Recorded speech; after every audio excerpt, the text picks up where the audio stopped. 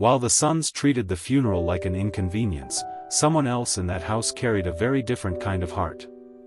She was just the maid, quiet, hard-working, unnoticed. An immigrant with no family, no home of her own, and no place to fall back on. She moved through the halls with humility, doing a job that never earned her a kind word from the boys.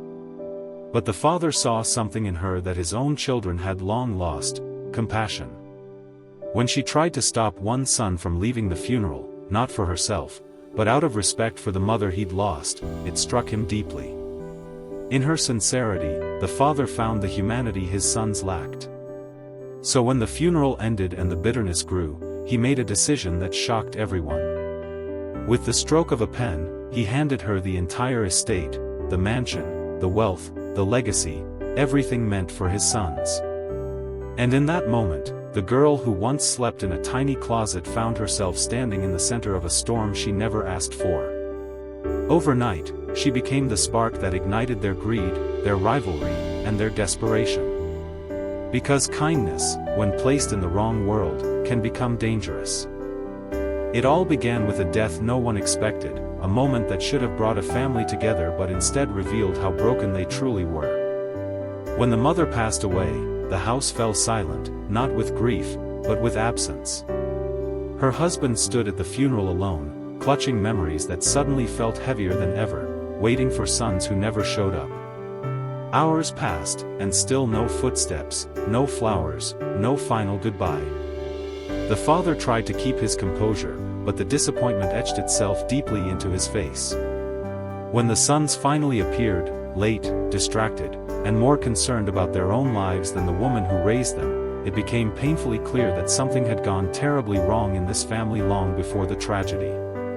They arrived with excuses, arrogance, and entitlement, turning what should have been a tender farewell into a scene of selfishness. That was the moment the father realized the truth: his wife deserved better, and so did the legacy she left behind. What none of them knew was that this single moment, this single disrespect, would set off a chain of events that would flip their entire world upside down. Because her death wasn't just an ending, it was the beginning. The day that was supposed to seal her fate arrived faster than she could prepare for it. The father had everything arranged: the dress, the ceremony, the contract with his name printed boldly across it. He believed she had no choice, that fear and desperation would force her into becoming his possession forever. She stood there surrounded by strangers, trapped in a wedding she never agreed to, her voice drowned out by threats of deportation and warnings of what would happen if she refused. But just when it felt like every door had closed, the unexpected happened. The sons, once divided by greed, stepped forward united for the first time. They had lost so much, but they had not lost their sense of right and wrong. When the father screamed that she must marry Max Walker, he didn't realize the mistake he'd made years ago, naming all his sons after himself. Suddenly, the power he'd clung to slipped right out of his hands. She wasn't bound to him anymore, she could choose. And she looked toward the one person who had fought for her, not for the estate, not for the wealth, but for her safety and her freedom. With her choice, everything changed, because love, not fear, had the final word. Amid all the chaos, the gifts, the seduction, the rivalry, something unexpected began to grow between her and the one son who wasn't trying to win her at all. He didn't bring flowers or wealth or grand gestures.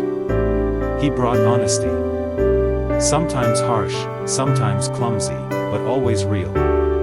At first, she didn't trust him. How could she, when everyone else around her had an agenda? But moments kept slipping through the cracks, moments where he let his guard down, where she caught glimpses of pain behind his frustration, and kindness beneath his temper. He wasn't fighting for the inheritance. He was fighting to protect her from it. The nights when they crossed paths quietly became the safest moments she had in that house.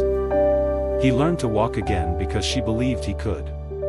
She found her strength because he reminded her she had some. And somewhere between whispered warnings and unspoken fears, their hearts aligned without either of them planning it.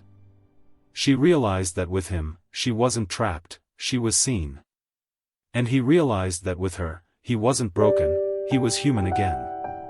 In a world built on greed, she had finally found someone who loved without wanting anything in return.